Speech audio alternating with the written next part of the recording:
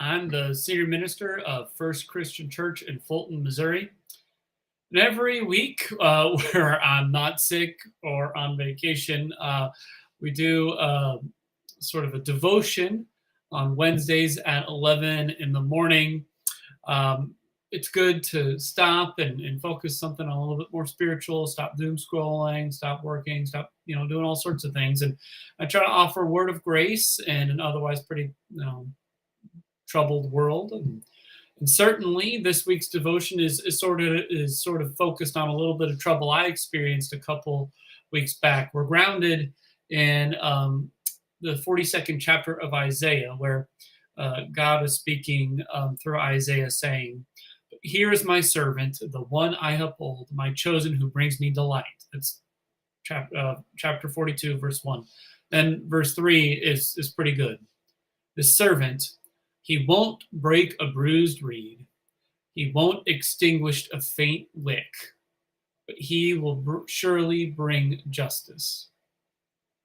I've got to admit, COVID hit my family in the week leading up to Christmas.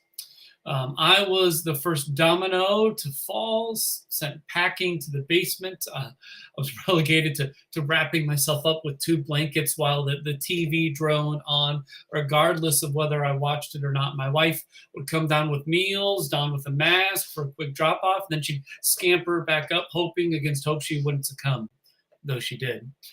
And those few times I did emerge from my hideout, I was questioned with a chorus from my toddler, "Why are you up here? Stay away from me. I don't want your sickness." Talk about a gut punch. I'd go back downstairs with my tail between my legs. Now, I wasn't left down there to my devices for too long. Soon after I started to recover, my wife went down. The manager came out to the mound and called for the beleaguered reliever to come in and see things through to the end, which I had to.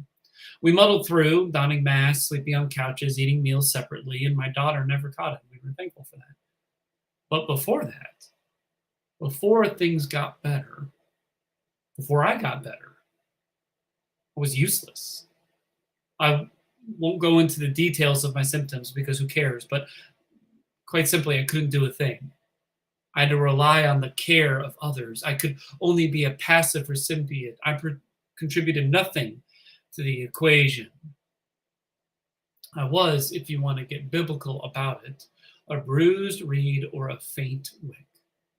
For as much as I talk about God's grace being a gift, or that we are saved not by our actions or works, but by Jesus' work on the cross, that faith is a gift of the Holy Spirit, the rubber met the road when I couldn't do anything. Our value isn't found in what we've done or accomplished, but in what God has done for us. Sounds nice until you can no longer do a single thing but watch third-tier college football games and wallow. And as much as I profess to be a theologian of the cross, all I need is a little bit of failure, of my plans going awry, of personal uselessness to expose the fact that I'm still a theologian of glory. I still want to contribute at least a little something. I still think I have to take care of others, including myself. I still don't want to let go of the image of myself as in charge and control and power. I still don't want to see myself as a bruised reed or a faint wick. However, there is freedom in admitting the truth. Whether it be a bruised reed, a faint wick, or an anti-hero. I also listened to a fair bit of Taylor Swift when I was in quarantine. The reality is that life in this world east of Eden leaves us battered and bruised. COVID or not, we try and muck our way through, but most of the time we only make things worse, more battered, more bruised ourselves, or we lash out at others and continue the cycle.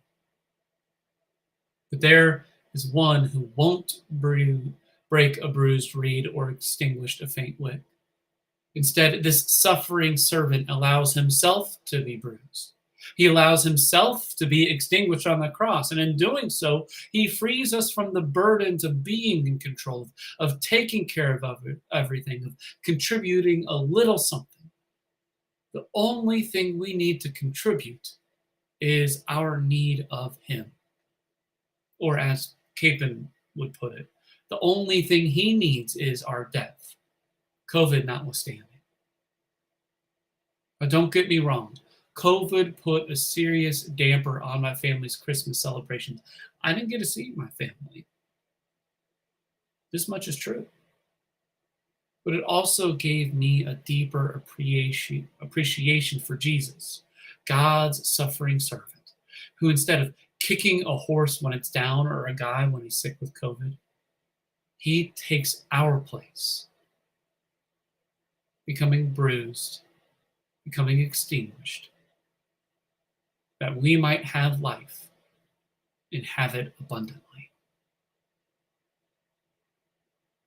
Thanks for joining me for this week's devotion. I hope you heard a word of grace and that Jesus is for you. If you like what you heard, please like and share it with someone who you think needs to hear this message. You're invited to join us for worship on Sunday morning. We gather at 10:30 on Sunday mornings for worship, and then at 9:30 for faith formation opportunities for all ages. But if you can't, you can join us online too. Our benediction is the same as always. God be with you till we meet again.